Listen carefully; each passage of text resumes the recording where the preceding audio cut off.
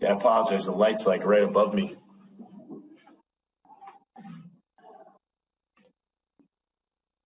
It's not a real good spot to be. Is that any better? So, I think so, yeah. Okay. How's that? Yeah, right there. That's good. Stay right there. That's it. We're coming to you shortly. You got it.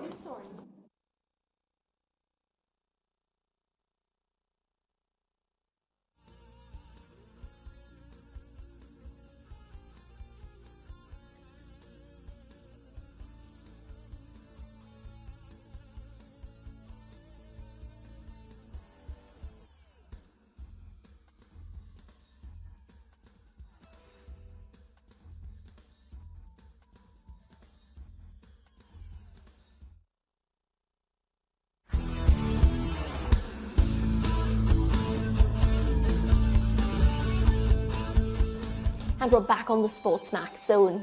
Well, Jamaica's senior men's lacrosse team secured a spot at the 2023 World Lacrosse Championship earlier this week when they beat the US Virgin Islands 5-4 in the semi-finals of the Pala World Qualifiers being held in Medellin, Colombia. They never had luck in today's final, however, going down 6-5 to Puerto Rico in the gold medal match.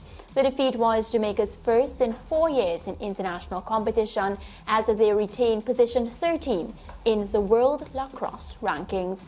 This will be Jamaica's second appearance at the Lacrosse World Championship, having qualified for the 2018 edition in Israel. We are joined now by assistant coach of the Jamaican team, Mark Wilson. Good afternoon. Good afternoon. Thank you for having me on.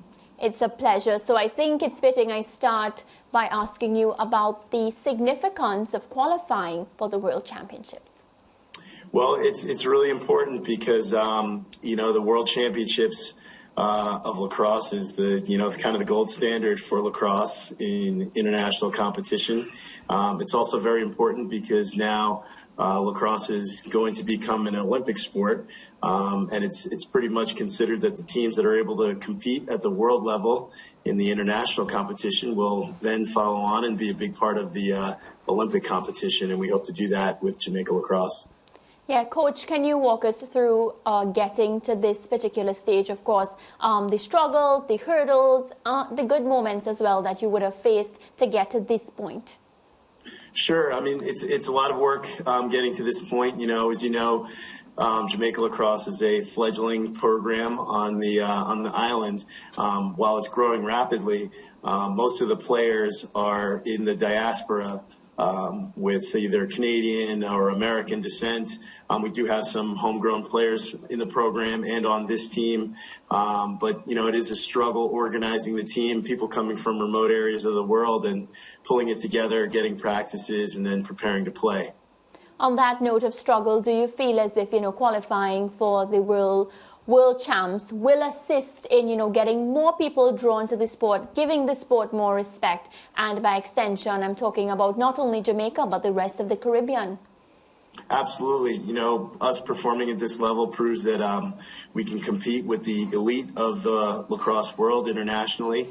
And I think that I know, from my own social media, the buzz is incredible. And I know that on the Jamaica Lacrosse page, it's the same. There's so many more people interested in what we're doing now and people that want to take part. So I know that's going to both generate funding and it's also going to generate opportunity for more players to get involved. And I think it's going to be great for the team. Yeah, walk us through that loss today, your first defeat in 4 years. Does this give you just a reality check that, you have a couple of areas to improve on before you get ready for the World Champs?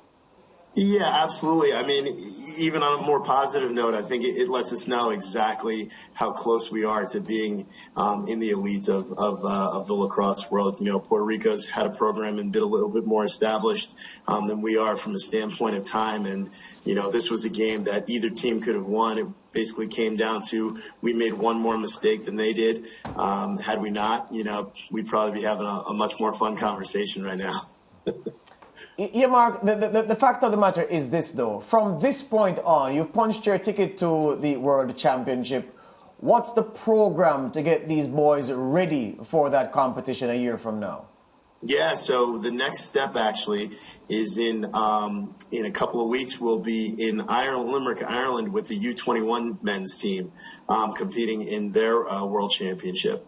And what's great about the U21 happening right now, it was actually supposed to be a U19. It was pushed back due to COVID. A bunch of those players are going to now be competing right away for spots on the men's team.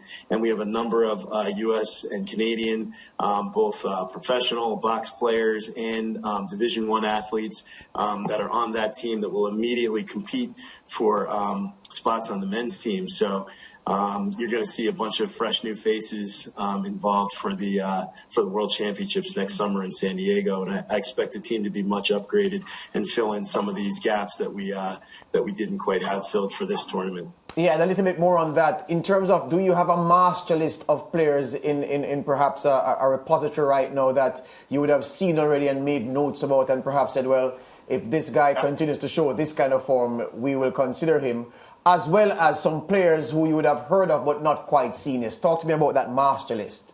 Absolutely.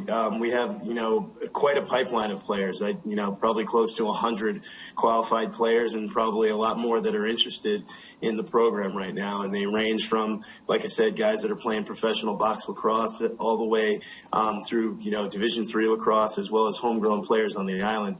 So we have quite an interesting array of players in the diaspora. And, we're really looking forward to having a very competitive tryout this fall for the San Diego team. Is there the health or strength, perhaps, of competition locally among the players who play the sport here for you to be assured that, organic Jamaican lacrosse players will be available to you for selection for the upcoming U21 tournament and then the big dance next year? I think the key is continuing to build on what the program has started on the island.